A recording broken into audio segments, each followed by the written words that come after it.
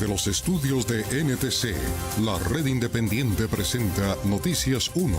Esta noche en Noticias 1, juez del caso del puente Chirajara le llamó la atención al fiscal del caso por no investigar, sino pedir la preclusión por los 9 trabajadores muertos. También hay controversia por el archivo de la investigación al exfiscal Martínez Neira por el caso de Brecht. Los representantes investigadores serán investigados. Los ex magistrados condenados por corrupción judicial, Malo y Ricaurte comparten mucho más que la pena. Más de 200 proposiciones nuevas para la nueva reforma tributaria. No hay consenso ni en el partido de gobierno. Insólito, el viceministro de Ambiente vendió un predio del Parque Nacional Natural de los Nevados. ¿Qué tal esto? Y en los deportes, Germán Arango. Mónica, el esloveno Primo Roglic se convirtió en el primer líder de la Vuelta a España al ganar la contrarreloj individual. El mejor colombiano fue Miguel Ángel Superman López en el puesto 21 a 21 segundos. Se estrenó en la Liga Premier de Inglaterra con gol Juan Camilo El Cucho Hernández y fue en la victoria 3-2 de Watford sobre el Aston Villa. Y en Colombia con gol al minuto 94. Envigado derrotó 2-1 a Alianza Petrolera y lo alcanzó en la tabla de posiciones con 10 puntos.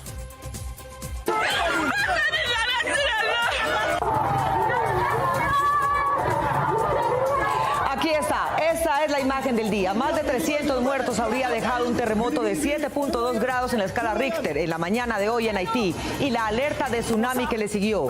Entre las estructuras colapsadas hay un hospital y los demás han recibido más pacientes de los que pueden atender. El embajador le dijo a Noticias 1 que su país necesita en este momento agua, alimentos no perecederos y carpas porque muchos se quedaron sin casa. De esta historia hablaremos hoy. Por la prensa libre y el derecho que todos ustedes tienen a la verdad, yo soy la red independiente. Presenta Noticias 1 con Mónica Rodríguez y Germán Arango. Buenas noches y bienvenidos a la mejor información del fin de semana. El juez que estudió una petición de la Fiscalía para archivar el caso contra los ingenieros del puente Chirajara por la muerte de 9 obreros en su derrumbe le pidió a la Fiscalía que investigue en vez de andar defendiendo a los investigados. Enrique Tapias. Mónica, el juez segundo penal de Villavicencio aseguró en audiencia que, comillas, queda como un tufillo de que hay tendencia a favorecer a personas con poder. Este era el puente Chirajara en la vía llana.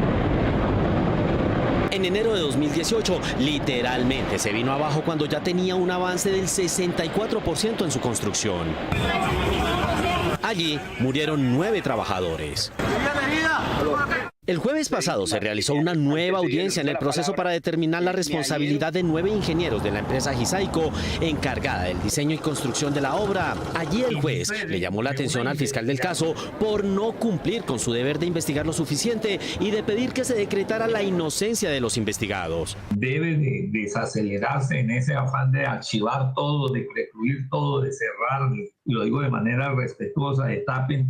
El juez consideró que la solicitud de la Fiscalía para precluir la investigación omite su deber de perseguir los delitos, en este caso homicidio culposo, y regañó al fiscal. Está convirtiéndose acá una vez más en defensor y lo malo es la situación queda como un tufillo de que hay como cierta tendencia a favorecer con esas solicitudes a personas de determinada condición, estrato o afinidad con las personas que detentan el manejo del poder económico. El juzgado segundo de Villavicencio, además de no acceder a la preclusión, señaló que en la búsqueda de la verdad se debe seguir investigando y cambió la tipificación del delito, que el fiscal señaló como homicidio culposo. El criterio de este despacho no encuadra en esa adecuación, sino en la de figura de homicidios con dolo eventual. De acuerdo con el juez, antes de la caída del puente hubo varias alarmas sobre lo que podía suceder.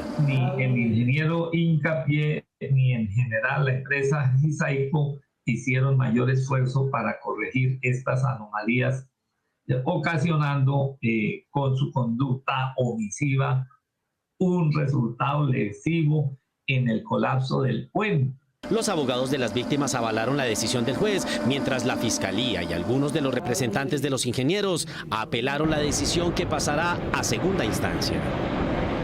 Otros investigadores que serán investigados por defender al procesado son los representantes de la Comisión de Acusaciones de la Cámara que archivaron el caso del exfiscal Néstor Humberto Martínez por el caso Odebrecht. Eduardo López Júquer. Mónica, según dijo el senador Jorge Enrique Robledo, denunciante de Martínez Neira, por el escándalo de los sobornos de la firma brasileña, él entregó infinidad de pruebas que los representantes nunca revisaron y por ello los denunció.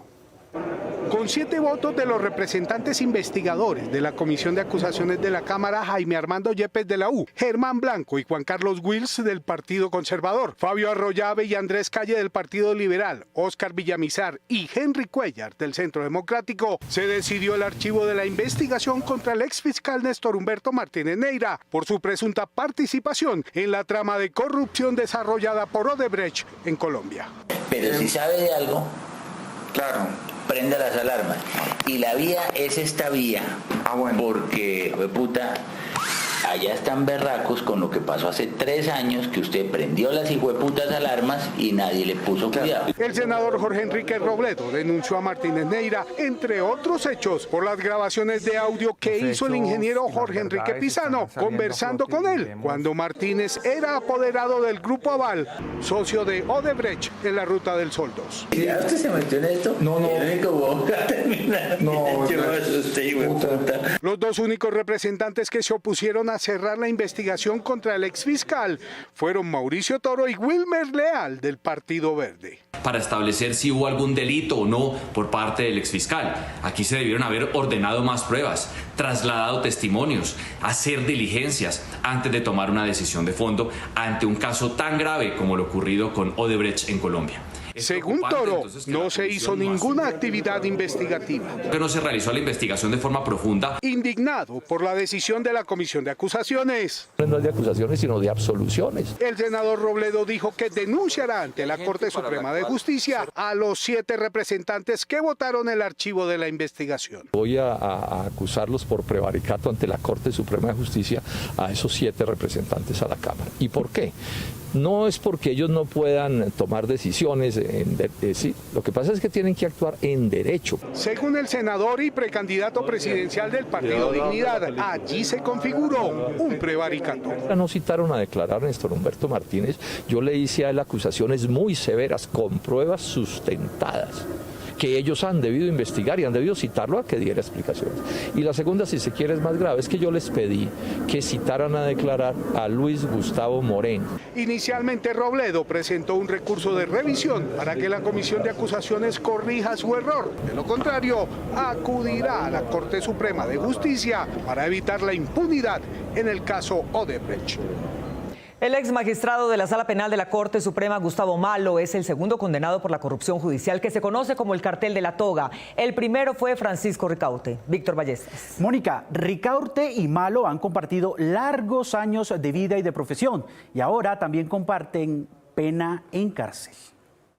La Sala Especial de Primera Instancia de la Corte Suprema condenó a 9 años y medio de prisión al exmagistrado Gustavo Malo Fernández, pieza clave del llamado cartel de la toga, por los delitos de concierto para delinquir, cohecho propio y prevaricato por omisión. Quiero solicitar el uso de la palabra. La Sala concluyó que Malo, detenido en una guarnición militar desde 2019, se aprovechó de su poder para torcer procesos que se adelantaban en el alto tribunal en contra de congresistas, por lo cual negoció millonarios sobornos con ayuda de Francisco Ricaurte, José Leonidas Bustos, Camilo Tarquino, entre otros por procesar. Negar al condenado la suspensión condicional de la ejecución de la pena y la prisión domiciliaria. El ex senador Musa Besaile confesó que pagó 2.000 millones de pesos para dilatar su proceso. El ex senador Álvaro Ashton entregó otros 1.200 millones.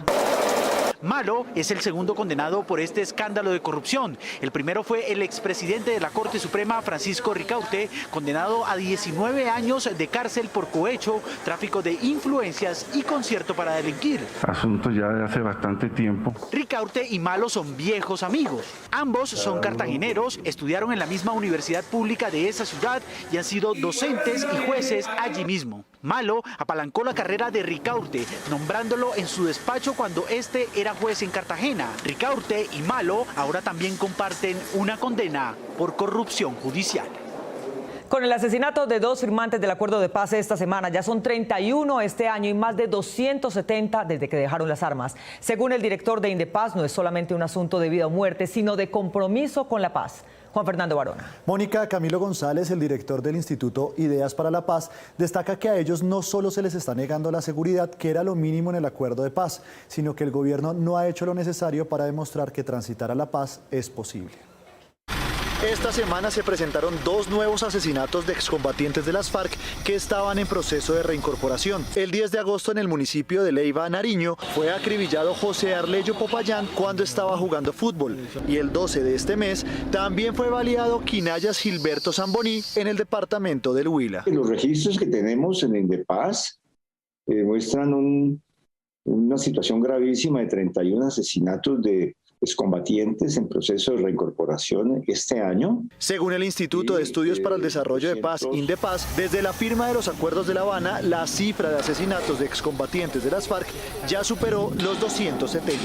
Es una cifra realmente lamentable, que se eleva, ya nos acercamos a 280 víctimas desde la firma de los acuerdos de paz. Aunque la cifra es menor en comparación con el año pasado, cuando se asesinaron a 63 exguerrilleros, el director de Indepaz, Camilo González, advirtió que la época electoral podría aumentar los asesinatos. Este próximo año es un año electoral que desafortunadamente amenaza con situaciones de incremento de violencia. Y las medidas del gobierno no pueden ser rutinarias. A pesar de la retórica del gobierno que asegura que está logrando la implementación de los acuerdos de paz, González señaló que las muertes de excombatientes son un reflejo de la poca voluntad de la administración Duque por cumplir los compromisos de La Habana. No se le están dando garantías, pero no solamente está el tema de garantías a la vida, están las garantías políticas para la participación, para la implementación de los acuerdos. Eso no se trata solamente de que no los maten, se trata de que se dé un mensaje de que es posible transitar a la paz. Y recordó que otras entidades han demostrado la falta de voluntad del gobierno por cumplir los acuerdos. Según la propia Contraloría General de la República, a este ritmo de cuentagotas, de falta de presupuesto, necesitaríamos cerca de 30 años para que se cumplan las metas que fueron previstas para 12 años. El director de Indepaz le hizo un llamado al gobierno para que garantice las medidas de seguridad a los excombatientes de las FARC, especialmente en Cauca, Meta, Guaviare y Putumayo, que son los departamentos en donde más asesinatos se han presentado este año. El ministro de Hacienda habló de consenso con el Congreso al presentar el proyecto de reforma tributaria que tenía 34 páginas, pero en 2 semanas tiene 235 páginas de proposiciones y modificaciones. Juliana Ramírez. Mónica, el proyecto tiene una sobretasa al sector financiero, pero congresistas del partido de gobierno están buscando que se excluyan de este a bancos que tengan cartera por recuperar en los estratos 1, 2 y 3. El tránsito legislativo de la reforma tributaria, el proyecto más importante de la actual legislatura, arrancó en medio de obstáculos por proposiciones de congresistas que contradicen sus artículos con los presentados por el gobierno y ponen en duda el consenso que el ministro de Hacienda, José Manuel Restrepo, dijo se estaba construyendo. Muchas de las proposiciones vienen de partidos cercanos al gobierno o incluso del gobierno.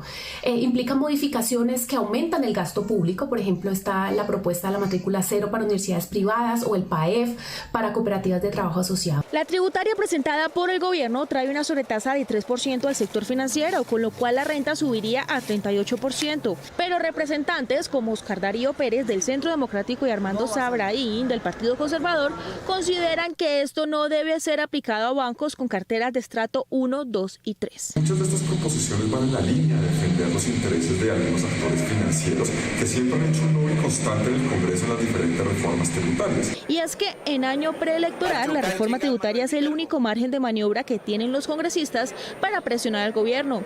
Hasta la primera semana de agosto había 235 páginas de proposiciones. La proposición de un partido de gobierno que implica la creación de un impuesto solidario en los altos salarios, cuando nos habían dicho que el consenso era que la renta de las personas no se iba a tocar. Aunque la Comisión de Expertos Tributarios contratados por el gobierno aseguró que el 75% de las inversiones en las zonas francas es nacional y la expansión de estas ha socavado el funcionamiento del IVA, congresistas proponen incluir en la tributaria nuevas zonas francas en La Guajira y Buenaventura.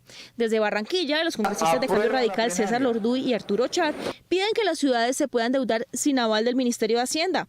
Y aunque se dijo que los alimentos no tendrían IVA, se pretende incluir un impuesto nuevo a la carne. Otro proyecto que tampoco se ha movido en el legislativo y se encuentra estancado y que se juntará con la tributaria es el presupuesto general de la Nación, cuyo monto deberá aprobarse antes de un mes. Como el carnet de vacunación que se está repartiendo tiene tecnología de principios del siglo pasado y falsificable en una fotocopiadora, pues Bogotá intentó hacer un certificado digital de vacunación, pero no la dejaron. Camilo Galán. Mónica, el pasaporte digital existe hace meses en Europa y cuando la alcaldía resolvió implementarlo, el Ministerio de Salud les escribió para decirle que eso le toca es al gobierno nacional y que tiene pensado anunciarlo en estos días. Las personas que nos hemos vacunado en la ciudad de Bogotá, ya podemos acceder a una certificación de la vacunación vía remota. Y esto es muy importante. Esta información entregada por el secretario de Salud esta semana, en donde anunciaba que quienes se habían vacunado en Bogotá podrían descargar desde la página de Capital Salud un certificado digital del carnet de vacunación con un código QR, solo diligenciando el número de identificación, fue desautorizada por el Ministerio de Salud, lo que en principio sería la primera ciudad del país en habilitar un certificado digital con el esquema de vacunación. No pudo ser una realidad, ya que a través de una carta, el ente regulador aseguró que esto es competencia únicamente del Ministerio de Salud.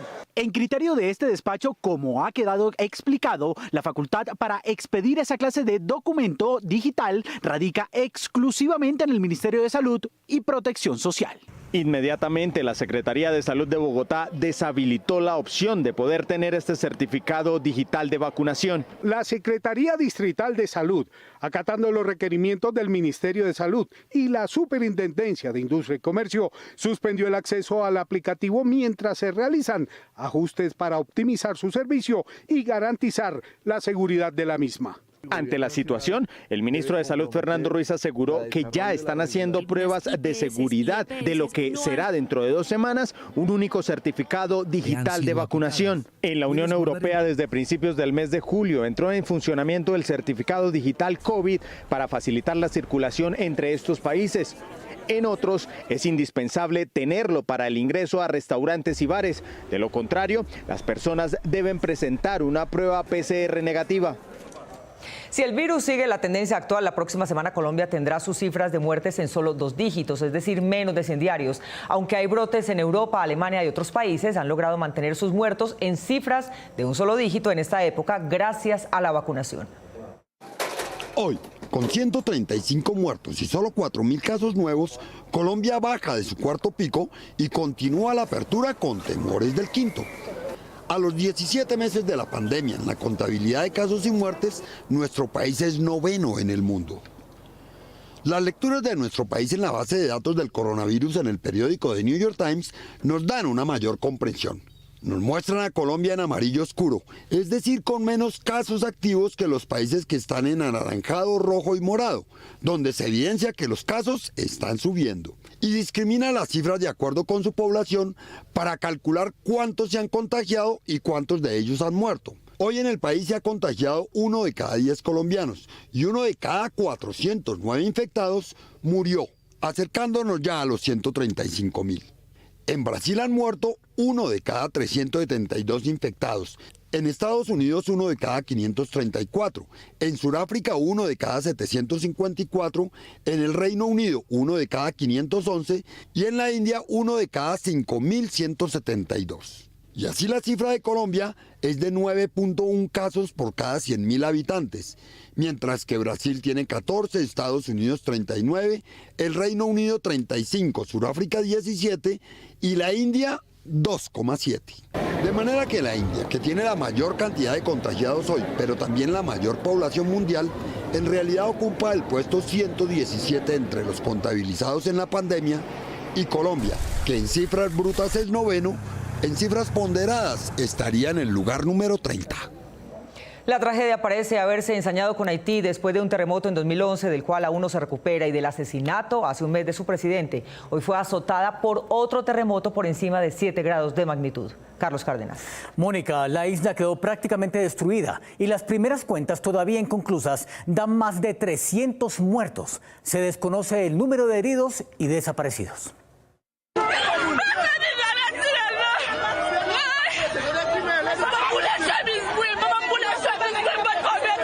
Después de la honda crisis político-judicial que padece Haití por el magnicidio de su presidente Jovenel Moïse en julio pasado, ahora la isla enfrenta la megadestrucción producida por un terremoto de 7.2 grados, al que le siguieron réplicas superiores a los 5 grados. El sismo se registró a las 7:30 de la mañana de hoy y su epicentro fue 12 kilómetros al noreste de la ciudad de Saint Louis du Sault y a 160 kilómetros de Puerto Príncipe. Informes de la Agencia de Protección Civil de la isla reportan hasta el momento la muerte de 304 personas, pero el número de víctimas fatales podría aumentar por la gran cantidad de personas que a esa hora se encontraba en los templos asistiendo a oficios religiosos. En este momento se están registrando aproximadamente entre 300 y 400 personas fallecidas. Hay muchas casas que se derrumbaron, que se tumbaron.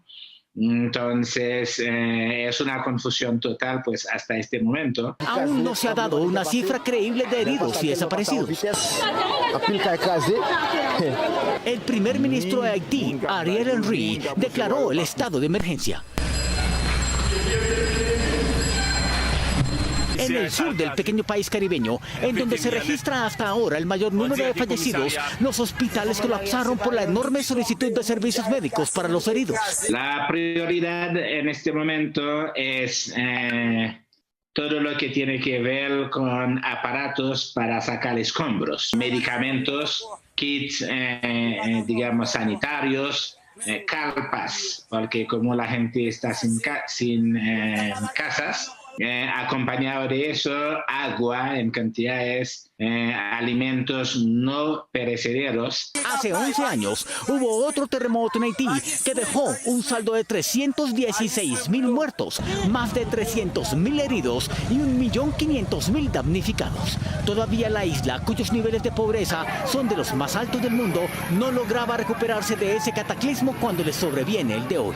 Lo que yo en sí voy al mal con el gobierno colombiano y las demás instituciones es saber cómo nos pueden ayudar a fortalecer, a construir la educación en Haití. El gobierno Duque ha ofrecido ayuda con unidades humanas y de equipos de búsqueda y socorro. Luego de la alarma por el precio del dólar pasando los 4.000 pesos baja para este fin de semana, hay economistas que piensan que subirá aún más y otros que dicen que después de la actual tempestad vendrá la calma. En lo que va del año, el dólar ha subido cerca de 12% y aunque esta semana superó la barrera de 4.000 pesos, ayer viernes cerró en 3.830 pesos, en parte por una de las noticias económicas más importantes del año que pasó desapercibida, la expectativa de que el gobierno comience a monetizar los recursos en dólares por la venta de ISA a Ecopetrol. Estamos apuntándole a que los recursos, como lo establece el marco fiscal de mediano plazo, formulado incluso, repito, desde el año 2020, para este año 2021 se pueden utilizar en la vigencia 2021 del Presupuesto General de la Nación. Para algunos analistas, la divisa estadounidense puede retomar su tendencia al alza para el cierre del año. El precio del petróleo puede debilitarse ante la propagación de la variante Delta a nivel global.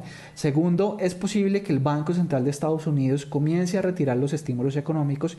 Mientras otros consideran que el exceso de pánico bajará. De cara al cierre de año, seguimos teniendo como expectativa el tema electoral, esa incertidumbre de quién finalmente tendrá las riendas del país en las próximas elecciones.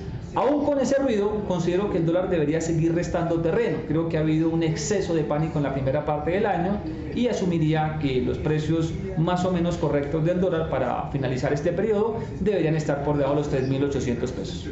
Uno de los mayores impactos de un dólar caro se da en los alimentos y por ello a julio la inflación se situó en 3,97%, cifra que subiría a 4,22% al finalizar el año, según una encuesta de expectativas del Banco de la República. Adicional, las tasas de la deuda pública a corto plazo han subido un punto porcentual y las de 10 años han aumentado cerca de 2 puntos y por ello terminará repercutiendo, como lo plantea el profesor Mark Hofstetter, en las tasas que empresas y hogares pagan por sus créditos. El Banco de la República pues es un espectador mudo frente a lo que está pasando. El Banco de la República ha mantenido durante los últimos 10 meses su tasa de corto plazo en 1.75. Los gremios económicos le solicitaron esta semana al emisor una mayor intervención. Como ya son más de 6 los congresistas que renunciaron con el propósito específico de evitar que la Corte Suprema de Justicia condujera investigaciones criminales en su contra, un congresista radicó un proyecto para evitar esta jugadita. Ningún colombiano, por muy privilegiado que sea, tiene la potestad de escoger su propio juez. Bajo el principio de que la justicia debe ser igual para todos, el representante a la Cámara, David Racero, radicó un proyecto de acto legislativo que prohíbe que los congresistas renuncien al fuero para evadir las investigaciones de la Corte Suprema de Justicia. Que sacaba la guachafita de que yo soy congresista y no quiero que me juzgue la Corte Suprema, así que renuncio para que me juzgue la justicia ordinaria. La iniciativa, que cuenta con el respaldo de 12 congresistas de la oposición, señala que una vez electo a la Cámara o el Senado, todos los delitos que cometa o hubiese cometido un congresista quedarían en la competencia de la Corte. Una vez el congresista sea electo y se le abra la investigación por parte de la Corte Suprema de Justicia, independientemente que ese congresista renuncie o se mantenga en el cargo, el caso sigue siendo investigado, procesado y juzgado por la propia Corte Suprema de Justicia. De ser aprobada la reforma constitucional, después de 8 debates, las renuncias de Uribe, Prada, Pulgar, Richard Aguilar y Caicedo serían las últimas que se presenten en el Congreso para eludir la justicia de la Corte Suprema. La comida para 2 vale más en Cartagena que en Bucaramanga, lo que indican los indicadores. El portal Spatistán comparó el precio de una cena básica para 2 en el Gastrobar del Barrio en las ciudades colombianas. En Bogotá le dio un promedio de 37.704 pesos, en Medellín 36.600, en Cartagena 39.900, Barranquilla 29.500 y en Bucaramanga 24.740.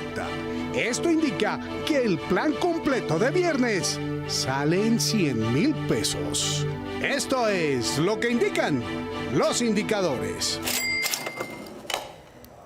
El ejército afgano fue fraccionado y derrotado por los talibanes y no pudo controlar la toma de Kabul, que Estados Unidos se fue a impedir hace 20 años hasta que resolvió devolverse sin solucionar el problema. Ahora a los musulmanes extremos ya solo les queda por tomar la capital. A 23 ascendió el número de ciudades capitales provinciales ocupadas por los talibanes en una ofensiva militar para tomar el control total de Afganistán tras el retiro de las tropas estadounidenses en ese país.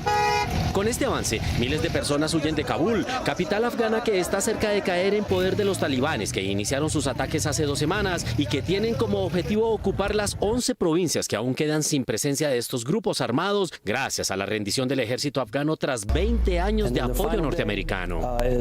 Ante la arremetida talibán, el presidente de los Estados Unidos, Joe Biden, autorizó el envío de tropas para agilizar la evacuación de ciudadanos norteamericanos y afganos. He autorizado el despliegue de aproximadamente 5.000 militares para asegurarnos de tener una retirada ordenada y segura del personal estadounidense y de otros aliados. El presidente estadounidense advirtió a las fuerzas talibanes que si en su avance atacan ciudadanos de su país o a la embajada ubicada en Kabul, la respuesta militar será rápida y contundente. Los soldados que llegarán a la capital ayudarán a evacuar a miles de afganos que ayudaron a las tropas estadounidenses durante la guerra y que han pedido visados para trasladarse a Estados Unidos. Por lo menos 1.000 soldados adicionales se desplazarán a Kuwait por si son necesarios con los talibanes. Ya regresamos con las ventas de predios del Parque Los Nevados que hizo el actual viceministro de Ambiente. Este es Noticias 1, la red independiente. Hace más de un mes que dos bandas de narcotraficantes fingen combates en el territorio indígena Agua de Tumaco para sacarlos de su tierra mientras mueven sus cargas de droga e insumos. Y no ha habido acciones estatales que les permitan a los indígenas recuperar ni su cotidianidad ni su territorio. Por lo menos desde hace un mes, 9 resguardos indígenas del pueblo Agua en Tumaco, Nariño, están en medio de los combates entre grupos ilegales ocupando los territorios ancestrales de los indígenas. Hay confinamiento por disputas territoriales que pues hay desplazamiento. El territorio está minado. Según el coordinador político del resguardo Agua, Luis Enrique Paiguangua, los indígenas no han podido salir de sus territorios por cuenta de las minas antipersonas que han enterrado los grupos ilegales. La totalidad, por ahí de unos 3.000 indígenas, menores de edad y mayores. Por medio de un comunicado, las autoridades indígenas de Nariño y diferentes organizaciones sociales denunciaron que los grupos ilegales han ordenado a los habitantes de los resguardos que no salgan de sus territorios, por lo que le solicitaron al gobierno nacional que los proteja.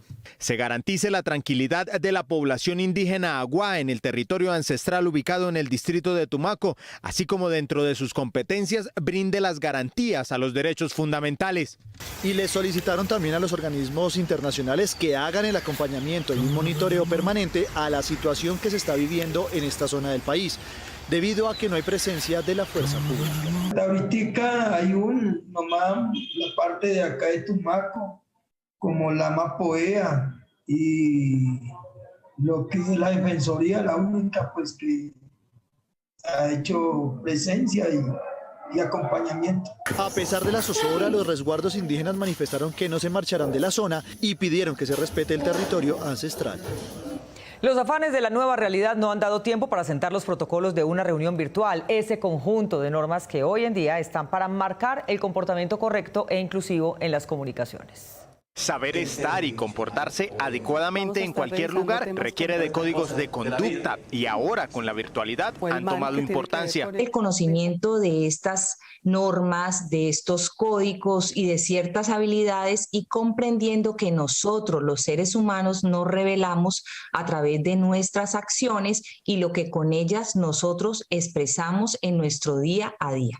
Estos códigos de comportamiento social con la nueva normalidad son la netiqueta, que es el protocolo utilizado para comunicarse en la red. Que detrás de cada dispositivo móvil y de cada, ya sea computador o el celular, está otro ser humano, igual que nosotros, que se merece todo el respeto. Y también de cuál es la actitud de afrontar una jornada laboral desde casa. Que respeten también esos horarios de trabajo, que respeten su trabajo como tal y que no se sienten a trabajar en pijamados sin bañarse. Otras de estas normas en pandemia son adaptarnos a la situación, respetar los protocolos de bioseguridad en cualquier parte y ser amable con los demás. El viceministro de Ambiente y el hijo de un exalcalde de Manizales optaron por no comentar la denuncia de un campesino que dice que teme por su vida porque hay gente rondando su casa desde que los denunció por despojarlo de un predio que ellos dos negociaron dentro del área del Parque Nacional Natural de los Nevados. ¿Qué tal esto? Una humilde familia caldense logró salir adelante en la región, en parte gracias a la ayuda que les ofreció un reconocido político de la zona, Francisco Cruz Prada. Me dijo, váyase de acá que a le va mejor en el lote, donde él me dijo y me señaló el lote. Bien, pues haga lo que quiera allá, eso es suyo, a cambio de que usted me cuide los potreros. Prada y su esposa hasta hace poco eran propietarios de unos terrenos de reserva que hacen parte del Parque Nacional Natural Los Nevados. Allí se conocieron. Antes de yo llegar acá, trabajaba construcción, oficios varios y todo lo que me resultara.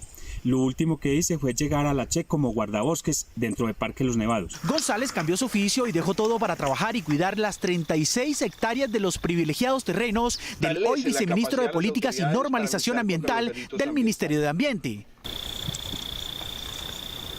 Sin embargo, dice la familia, con su llegada al gobierno, este les cambió las reglas de juego y terminó vendiendo los predios al empresario Gustavo Robledo, hijo del exalcalde de Manizales, Gustavo Robledo Izaza. Francisco Cruz y Robledo nos quieren desplazar porque son personas que tienen poder Y todo esto empezó cuando Francisco Cruz llegó al viceministro del Medio Ambiente. Desde ahí, según ellos, empezó su dolor de cabeza.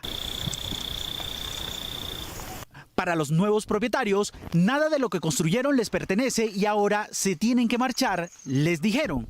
Antes de todo esto trabajamos bien, sin problemas, tranquilos. Y después de todo esto se vino la persecución, la corrupción, el hostigamiento. Para quienes se consideran víctimas, Cruz y Robledo los engañaron y hasta los hicieron firmar documentos, aprovechándose de que el propietario, el antiguo guardabosques, no sabe leer ni escribir. Yo denuncié al señor Robledo y al señor Cruz por hurto a comercio y por quererme desplazar. Y tengo mucho miedo de que me le hagan daño a mí y a mi familia. Denunciaron formalmente ante la Fiscalía e iniciaron los hostigamientos. Mucho miedo, porque hemos sufrido amenazas, hostigamientos, ataques al establecimiento. Y si hicieron un ataque al establecimiento, ¿qué más nos podrán hacer a nosotros? Por su predio rondan vehículos extraños y hasta han intentado sabotear su negocio, dejándolo sin agua. También los han amenazado. Hemos sido amenazados vía telefónica numerosas veces por estos personajes. Dicen que los señalados han utilizado su poder para pasar por encima de la ley y que nadie dice nada. Se empezó a armar un entramado de corrupción entre Parque Los Nevados y Corpo Caldas para hacernos cerrar el establecimiento. La familia, como último recurso, solicitó a la Inspección de Policía de Villa María Caldas una medida de protección que esperan llegue antes de que les pueda suceder algo, más allá de perder los terrenos por los que trabajaron durante años. Un perro ya viejo aprendió que en tierra caliente el mejor descanso se logra en la hamaca y con el tiempo encontró la forma de hacerlo en sus 4 patas. A ver, ¿cómo es que se sube a la hamaca? A ver.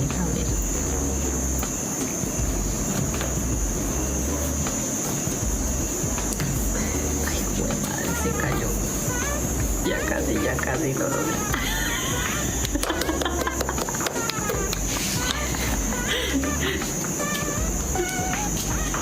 Hola, Próspero. Próspero, qué inteligente. ¿Estás cómodo, gordito? Nos vemos en las redes sociales y mañana domingo a las 8 de la noche aquí en Cable Noticias con las mejores noticias del fin de semana. A ustedes, como siempre, gracias por elegir la independencia. Feliz noche.